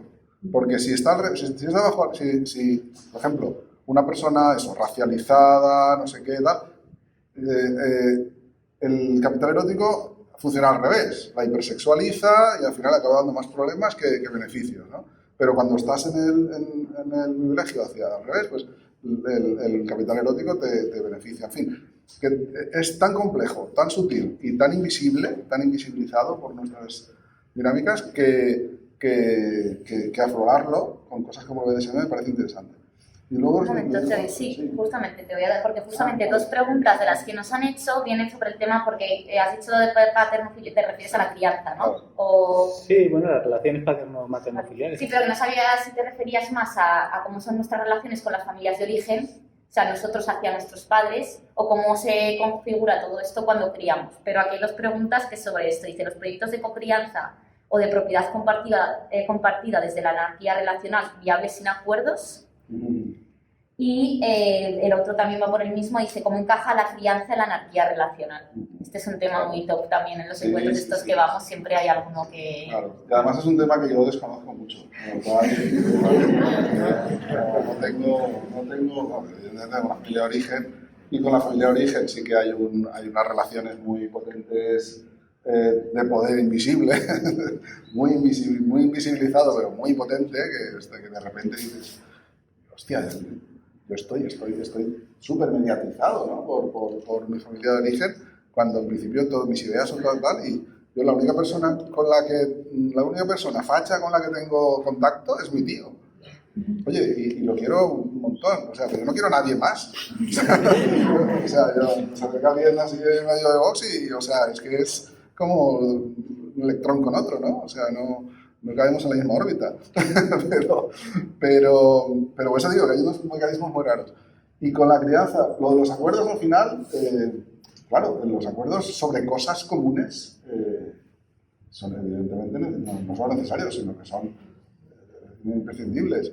El problema es cuando adoptas acuerdos sobre cosas sobre las que hay un poder invisible, ¿no? Que no estás visibilizando, ¿no? Diciendo, no, vamos a acordar tal. No, pero no tenemos que acordar de eso, eso es mi cuerpo, ¿no? Pues, con las criaturas pasa algo parecido, ¿no? Hay cosas que sí que son necesarias, tal, pero otras suponen... o sea, yo creo que al final el análisis siempre tiene que ser esto que estamos haciendo es... o sea, estamos suponiendo o estamos de alguna forma manejando una autoridad sobre algo que no somos nosotros mismos o nosotras mismas. Si es así, pues analizarlo. O sea, no hay recetas, simplemente analizarlo y ser consciente. O sea, convertirlo en algo consciente, ¿no? Es igual que el tema de las carreras de relaciones, que encontraréis, está en muchos lados, ¿no? Pero en el libro también está. Lo único que aporta es una descripción de un marciano que te cuenta cómo funciona tu vida cuando conoces a alguien. O sea, esa descripción es súper enlightening, en inglés, súper iluminadora. O sea, que un marciano, entre comillas, ¿no? Alguien de forma puramente como si fuera una disección, ¿no? Te digo, mira, es que primero haces actos sexuales, no sé qué, luego te llamas todos los días, luego no sé qué, luego buscas y te muestran y dices, y además todo eso va solo. Es decir, ni siquiera son escalones que tú vas subiendo conscientemente, sino que te has subido a la escalera y de repente la escalera está subiendo sola. Cuando te muestran eso, te das cuenta de lo ocultos que están todos esos mecanismos. Pues en el tema de la crianza, que yo tengo muy poca experiencia, cero experiencia, creo que se aplicarían los mismos principios. Y aquí voy a invocar a Sara, sí. Que ella es la que habla de crianza en estos sitios que estamos, y ella dice, voy a hacer de abogada del diablo, que la única jerarquía que tiene son sus hijos. Hombre, claro. Entonces, en el momento que tienes cargas, pero obviamente si alguien tiene la experiencia o tal, o sea, sería súper mega interesante escucharle, porque claro, dice al final, ahí sí que tienes que decir, no sé si puedo quedar contigo porque tengo que mirar si mis criaturas, o tengo que preguntar si... Entonces, bueno, pues claro, eso lo cambia todo, y las personas que criáis, creo que ya sabéis que lo cambia todo y lo sabéis mucho mejor, así que si alguien se anima, yo creo que sí que es mucho mejor si alguien que esté en esa situación nos pueda plantear todas las cuestiones que surgen. creo que estabas y te tocaba. Yo quería preguntarte sobre si abordas en el libro el tema de las personas que se autodefinen como asexuales y cómo encajaría dentro de la anarquía relacional de ese tipo de Pues personas. son las que más aparecen. Bueno, o las que primero, mejor dicho, las que primero aparecen. Porque realmente casi todos los aportes más heavies a este tema han sido, bueno, casi todos, muchos, muy potentes y muy de fondo, han sido propuestas por colectivos de personas asexuales, sobre todo en Estados Unidos, que hay como más crítica ahí, o menos más. Entonces, ¿por qué? Porque imaginaos, o sea, un poco por ponernos en el lugar, ¿no? En plan, empático. Yo soy asexual, pero quiero tener relaciones significativas, ¿no? En el mundo, no sé, significativas, con amor, con todo lo que además, lo que me han enseñado, lo que tiene que ser una relación. O sea, no solo ya que yo quiero que no, sino es que estamos ahí metidos. ¿Cómo lo hago? O bien en una relación convencional, entre comillas, que necesitas la etiqueta, ¿no? Pareja, ¿no? Si no eres nada, ¿no? Eres un amigo, y además con adjetivos terribles como simplemente amigo, o una simple amistad, que estamos mal. Pues ahí no entra una relación significativa, ¿no? Y si pones la palabra pareja, pues estás de alguna manera en un modelo hegemónico, estás impidiendo que la otra persona tenga relaciones con otra gente y tal, no sé qué, o tenga relaciones sexuales, o obligándote tú a tenerlas sin ese deseo o sin esa atracción, mejor dicho. Pero bueno, la opción es el poliamor, ¿no? Entonces puedes tener varias parejas, pero claro, como hay un algo sexismo, el sexismo se llama a eso que decíamos antes, de que al final el sexo es lo que está marcando la diferencia entre un tipo de relaciones y otras.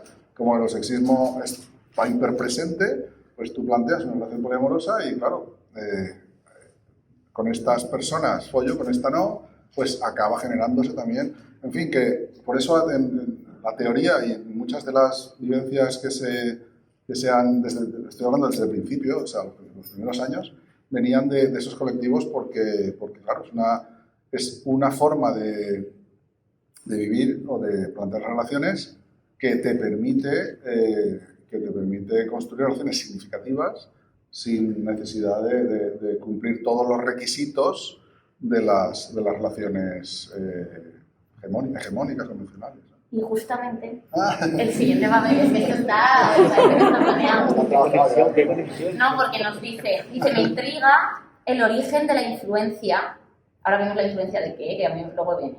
Dice, me intriga el origen de la influencia, la relevancia que suelen adquirir en nuestras experiencias cuando nos compartimos a nivel sexual con una persona nueva o no.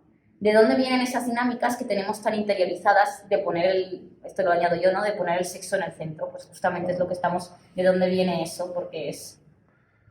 No sé muy bien de dónde viene, pero tiene pinta de que viene de que se ha puesto en el centro del pecado, se ha puesto en el centro de la culpa, se ha puesto en el centro de tal, entonces claro, eso lo le damos sí o sí.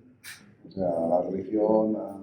Yo me planteo sí, porque esto es un tema también que hemos hablado mucho. Quiero decir, para mí la intimidad sexual, que para empezar muchas veces es la única que somos capaces de construir, o al menos es como la más rápida, ¿no? De repente tú te acuestas con alguien que acabas de conocer y te sientes como súper mega conectada a esa persona, le estás contando cosas de tu vida que no le has contado a nadie, y de repente es como, supongo que por algo químico o tal, la gente que sepa más, por favor, pero que de repente te sientes como ahí, como pues esa conexión, esa fusión y todo eso, y es como una autopista eso. Sin embargo, para abrirte de esa manera, tomando cafés, necesitas mucho más tiempo, o no estamos acostumbrados a tener intimidad física con relaciones que no son sexuales, que eso también es una cosa que en estos, cuando hemos ido a este tipo de encuentros se plantea mucho cómo generar intimidad física o no, más allá del sexo.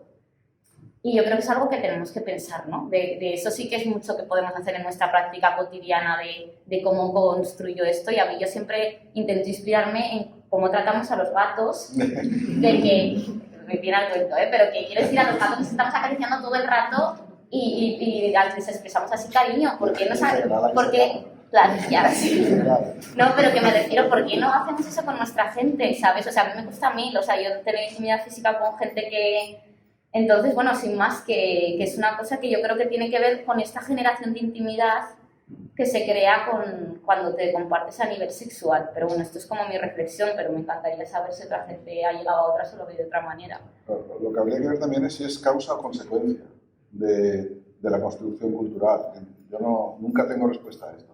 Es una cosa que, de hecho, casi todas son preguntas más que respuestas. Pero sí, eso se da, claro. Lo que no sabemos es si es causa o consecuencia, ¿no? Pero no sé si hay más... Molaría que hubiera como más... En lugar de ping-pong, ¿no? Respecto Luego hay un- a eso, Vale, hay una otra, vale, luego. respecto a eso sí que hay una hormona que se llama la hormona del amor, que es la oxitocina, que es la que se pone en marcha en distintos momentos, en el momento de las relaciones afectivo-sexuales, y es muy importante también en el momento del parto. Está vinculada al orgasmo, que es lo que permite que se pueda abrir y parir. En el ser humano es necesario para el mecanismo de la fisiología del parto y luego del vínculo. Claro que ese vínculo nos lleve a vincularnos solo con una persona o con muchísimas, o sea, si las relaciones en sociedades matrifocales donde el sexo no estaba jerarquizado, en el pasado y en presente. Son estructuras mucho más horizontales porque a través del sexo y a través de los afectos que se establecen con los hijos también van vinculados a la oxitocina. A través del sexo se establecen relaciones afectivas. Entonces, si ese sexo es individual, pues que solo se establecen relaciones cerradas con las personas con las que los tienen, ¿no? Estamos en las sociedades patriarcales individualistas, mientras que si esas relaciones se establecen con muchas personas, se generan muchísimas redes de afectos porque todos estamos vinculados, todos y todas, entre unos y otros. Entonces, sí que las relaciones sexuales a través de la oxitocina permiten establecer redes y vínculos con una o con muchas personas. Cuanto más abiertas sean esas relaciones, la red de la comunidad será mucho más fuerte. Claro. Itxa también es del estómago. Un poco tú, no sé, ¿sabes? Sí. Vale, bueno, muchas gracias por la charla, me está gustando mucho. Y me quería preguntar, no sé si se ha hablado antes, porque llevamos un poco tarde, ¿qué diferencia, o sea, no le he puesto un papel porque quería desarrollar un poco la pregunta, ¿qué diferencia había entre no marcar profesional y consumo de cuerpo? Y quiero desarrollarlo en el sentido de, no, o sea, es obvio que vivimos en una sociedad capitalista que nos incita a consumir. Entonces, cuando yo me planteo tener relaciones afectivas con más personas, también me planteo el tiempo que tengo de vida en mi día a día, a quién se lo quiero aplicar. Y hasta qué punto soy honesto, si de repente un día genero un vínculo con una persona, luego me doy cuenta de que realmente no puedo mantener esos cuidados y recursos a todos, ¿no? Entonces, porque me da pereza o porque no, o por lo que sea. Entonces, yo lo que quiero plantear es cómo separamos y identificamos cuando estamos teniendo una dinámica de consumo de cuerpo a tener una responsabilidad emocional, porque creo que la libertad va a ser ligada a la responsabilidad y a ser consciente de que las acciones tienen consecuencias. Pero es que hay un concepto que a lo mejor no hemos desarrollado, que es el tema de que es un vínculo, ¿no? Es decir, es que cuando conocemos a una persona nueva en plan amistad y tal, nos planteamos, uy, no sé si voy a tener tiempo para ser tu amigo. Igual no seamos amigos. Es decir, hay un punto ahí del pedestal que decíamos, de repente, claro, en el pedestal sí que hay espacio limitado. En el resto de la... Yo creo que la amistad es un buen referente a la hora de plantear cómo nos relacionamos. Y de hecho, últimamente me está gustando mucho contestar algunas preguntas porque muchas veces preguntan, bueno, pero tú, así en plan, ¿no? Ya de colegueo, ¿no? Pero tú ¿cuántos vínculos tienes? ¿No? Yo digo, es que si supiera decirte cuántos vínculos tengo, así de tal, creo que estaría haciendo algo mal. Es decir, si yo te pregunto cuántos amigos tienes, a ver, igual mañana me traes una lista, ¿no? Si te doy toda la noche ahí, pero así de golpe, ¿tú sabes decirme cuántos amigos o amigas tienes?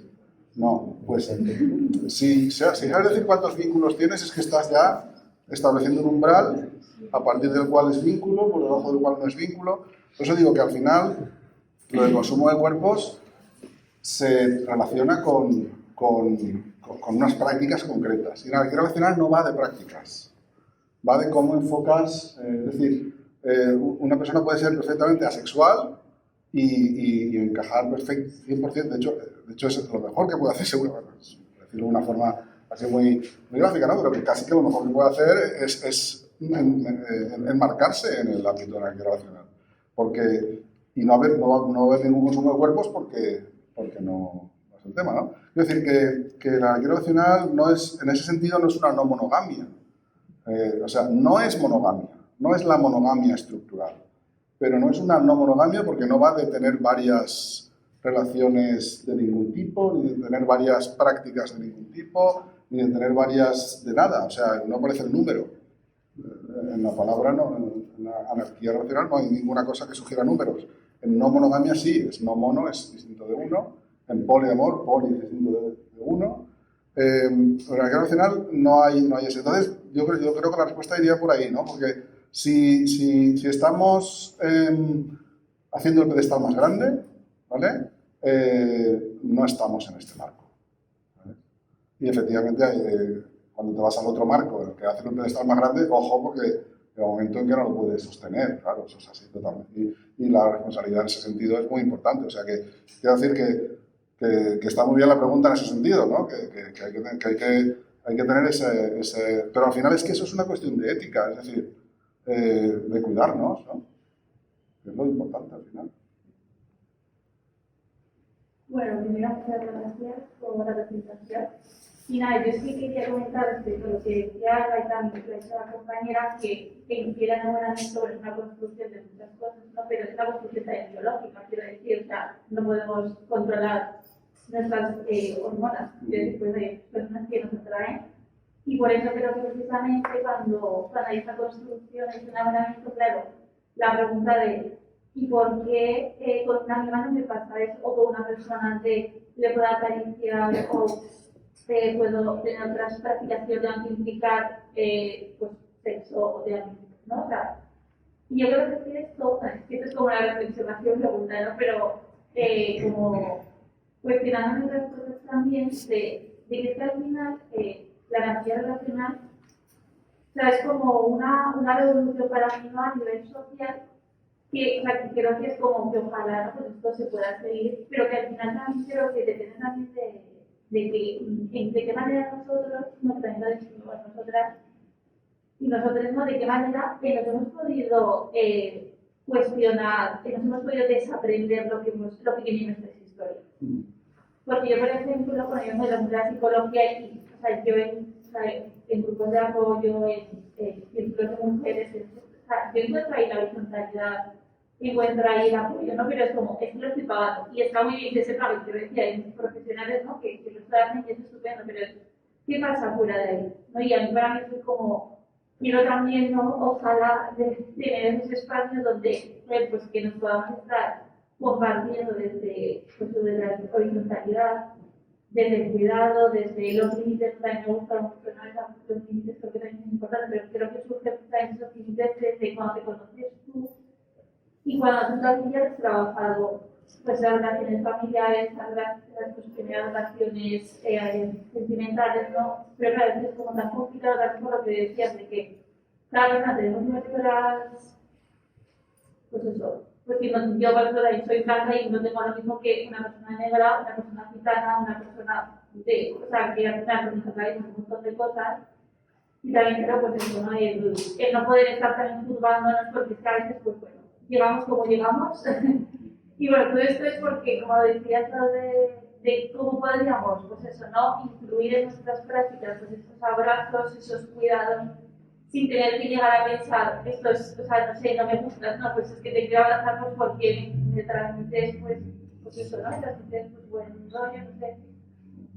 Pues eso, ¿no? Creo que, bueno, que es que estamos como muy complicados, pero a la vez que creo que estamos también, bueno, no sé, porque eso no es, pero que quería traer eso, ¿no? De que hay una parte, pues eso, biológica y hormonal, que eso pues está ahí, pero que también creo que esa construcción social me parece muy importante, porque obviamente el sistema como tal, la estructura que se ha creado, pues al final también, o sea, necesitamos realimentando, ¿no? En nuestras relaciones, pero porque al final nosotros hemos aprendido, nosotros hemos aprendido esto, entonces como, ¿me puedo yo desaprender esto, cuestionarme esto? Pues igual no he podido. Claro. Igual es una relación de lo que sea, ¿no? Pues me empiezo a cuestionar y bueno, pues eso, no sé. Y creo que esto de entrar a relacionar pues está esto, ¿no? El poder crear esos espacios sin tener que venir a pagar algo, que está muy bien, o sea, que soy profesionalista en algunas cosas, pero también creo que, porque al final no podemos estar pagando siempre espacios seguros o espacios donde hay apego, donde hay horizontalidad, sino que también, ¿no? En nuestras cotidianidades pues exista esto, pues eso, ¿no? Desde que podamos también encontrar esa libertad, que decía el compañero, ¿no? De no tener la libertad, pues yo creo que de ahí también nos hemos podido cuestionar, nos hemos podido pues, sacar todo eso que no nos pertenece y desde ahí ya como, pues te veo así como un igual y me puedo construir contigo, ¿no? Pues en la de afecto o lo que sea que, bueno, Sí, muy bien. Sí, la parte del tema de lo biológico y lo construido, a mí lo que la forma que me gusta de abordarlo es, científicamente me parece importantísimo que se averigüe todo lo que se pueda, pero a nivel de comportamientos me da igual. O sea, da lo mismo que parte sea biológica y que parte sea aprendida.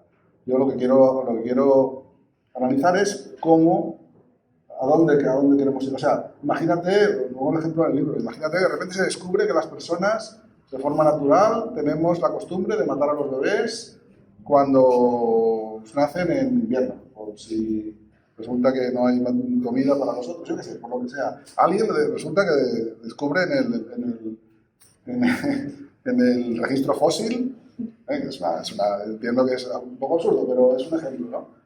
¿Qué hacemos? ¿Cambiamos nuestra cultura respecto a los bebés? Es decir, porque es natural. Es que da igual. O sea, a mí lo que me interesa es cómo queremos ser, no cómo supuestamente, según ese criterio esencialista, no cómo somos. Porque es que en realidad, lo que decía antes, lo importante es lo que decía Val del género. El género no es lo que eres lo que no debería ser lo que eres, sino lo que haces. Pues vamos a ver lo que hacemos, cómo nos comportamos, tal, independientemente de qué cosas son naturales, qué cosas son construidas. Yo estoy convencido de que la gran parte de los comportamientos no innatos, como tirar la vista cuando hay un ruido, que eso sí que parece que es innato, porque lo hacen hasta las arañas, ¿no? Pero, y todos los mamíferos y no sé qué. Pero cualquier otra cosa más allá de eso, es probablemente construida. Pero me da igual, aunque fuera absolutamente natural, esencial, en el sentido más filosófico y tal. ¿Qué queremos ser? ¿No? Vamos a hablar sobre qué queremos ser e intentemos ser así en una medida sin tampoco machacarnos mucho, ¿no? Una cosita que esté bien. Yo quería aportar como un poco más al tema que hemos estado hablando antes de por qué se focaliza o se posiciona, ¿no? El sexo de una forma tan central, ¿no? En cómo configuramos nuestras relaciones. Y lo primero de todo no es biológico, tal cual, porque cuando empiezas a estudiar otro tipo de culturas en las que hay otro tipo de construcciones sociales, no hay esa sacralización del sexo, ¿no? Y yo soy profesora de yoga, me estoy formando, entonces como que hay una cosa que aparece continuamente, pero aparece también en terapias, aparece como por todos lados, ¿no? Y es esa cultura occidental que vive a espaldas de su propio cuerpo, ¿no? Pues filosóficamente, desde la Grecia antigua, siempre esa separación, ¿no? De cuerpo y mente. Entonces, el vivir a espaldas de tu propio cuerpo hace que tú no seas capaz de experimentarte a nivel individual. Y como no eres capaz de experimentarte, esos pequeños espacios, reductos, de burbujas, de refugio, donde puedes experimentarte a ti y puedes conectar con el otro, con la otredad, es donde pones la importancia, pones el foco, porque son los momentos en los que bajas a contactar realmente contigo. Entonces, si rompes esa barrera con el sentir de tu propio cuerpo y rompes esa barrera con solo poder sentirte cuando estás en esos reductos de intimidad, no necesitas, o sea, no sacralizas el sexo porque ya tienes esa conexión humana contigo y con las otras en cualquier momento y en cualquier lugar a través de cualquier práctica. ¿no? Pero yo creo que es esa mirada, es volver esa mirada al cuerpo para dejar de poner el sexo, ¿no? Como en ese altar al que hay que venerar y convertirlo en algo que sea mucho más, ¿no? Mucho más red, mucho más cercano, mucho más natural de nosotras. No sé si hay alguna intervención más. Si no, también podemos pasar, son casi las 2. Pensad ahora mientras hablo si alguien más quiere intervenir. Y si no, podemos pasar a un espacio más informal, pues si tenemos algo para comer, tenemos algo para comer, eso podemos pasar a ver los libros y podemos ponernos aquí grupitos o lo que queramos. Además, o menos vamos a estar aquí hasta las 3 o así que podemos estar. Entonces, pues, podemos tener alguna palabra más, solamente es por ir teniéndolo en mente si queréis. Dime. Sí, yo tengo una duda que no tiene que ver con los padres.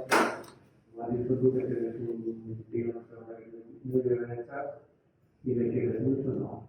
Pues en mi caso también tengo familiares muy de derecha, de los que yo aprecio mucho, y además en esta eliminación de las relaciones relacionales lo hacen mejor que yo. Tienen más en cuenta a mí y para ellos, ¿no? Entonces me quedo un poco muy confundido. Sí, es que yo creo que si tú coges una sociedad como la de aquí hace 100 años y le quitas, rural por ejemplo, ¿no?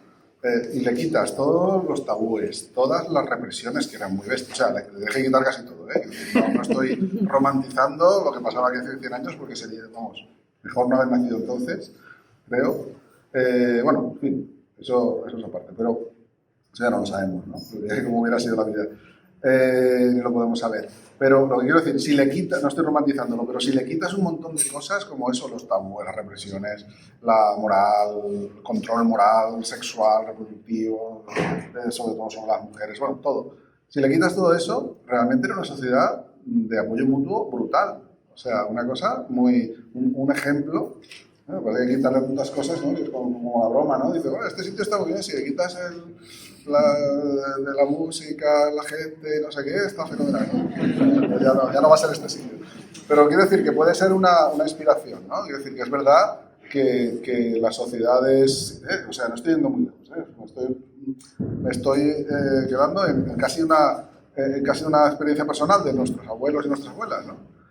Pues estamos ahí, o sea, sí que es verdad que hay un y eso incide en lo mismo que decía al principio, que es que gran parte de lo que se plantea como marco aquí es que ya lo tenemos. O sea, no hay que inventar muchas cosas, solo hay que darle valor a algunas cosas que estábamos a lo mejor generando, o sea, que estábamos evaluando como de segunda división, ¿sabes? Y estábamos poniendo como top del top y top, la pareja, no sé qué, no sé cuántos, y eso lo mandas.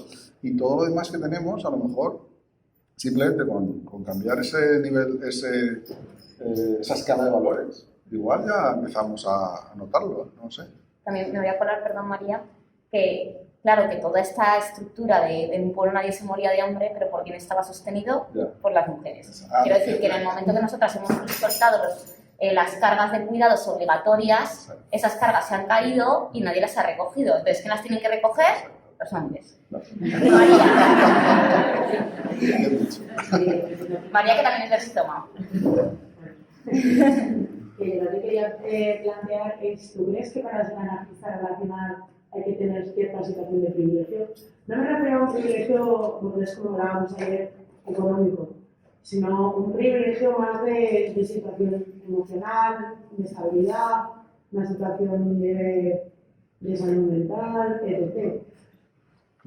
Claro, sí, ese es un problema muy gordo de todas de cualquier construcción intelectual, ¿no? Que al final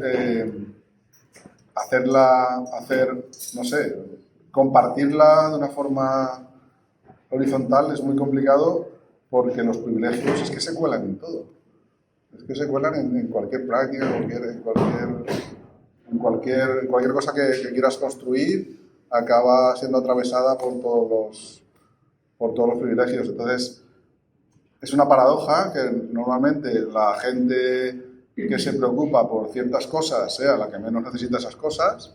Eso pasa socialmente muy a menudo. Y en este caso, pues evidentemente, sobre todo, no ya a la hora de...